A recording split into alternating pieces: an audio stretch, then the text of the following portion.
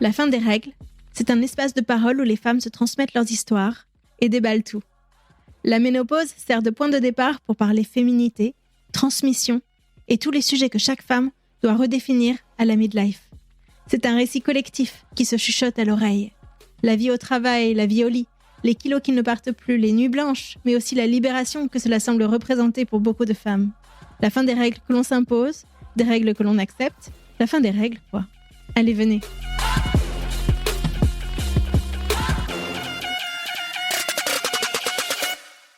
Ah bah moi je les cumule. Je pense que je suis la collection de tous les symptômes. Et puis du coup j'ai regardé sur internet parce que des fois je me dis mais non mais c'est peut-être pas ça, c'est peut-être juste je vieillis. Puis en fait tu regardes les symptômes, tu dis ah si c'est dans la collection. Donc dans la collection nous avons parfois des douleurs articulaires que j'ai jamais eu de ma vie. Donc notamment à la cheville. Et puis parfois un peu au niveau des épaules ou ça peut jouer au niveau des coudes, quoi. Alors pareil, je me suis dit, oh, c'est peut-être mes nouvelles chaussures. Non, parce qu'à chaque fois, il y a un autre événement, tu vois, qui me fait dire, non, ça doit pas être ça. Bah si, je pense que c'est ça quand même.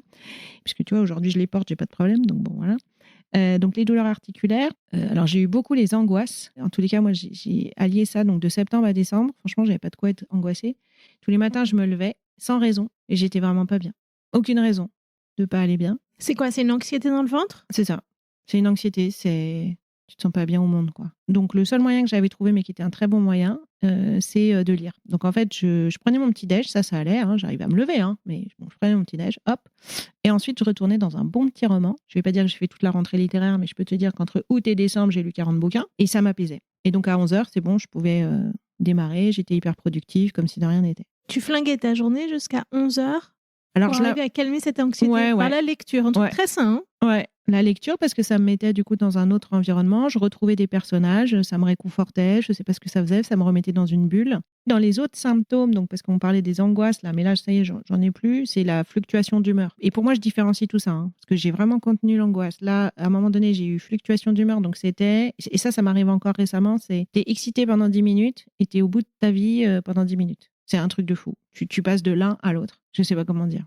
Tu peux décrire une fois où ça t'est arrivé ? Tu vois, je vais passer un coup de fil, je vais être hyper enthousiaste, mais vraiment hyper enthousiaste. Donc, je sais très bien que je suis en surénergie. Et puis après, je sais pas, il y a une petite pensée qui va m'arriver et direct, je passe en coup de blues.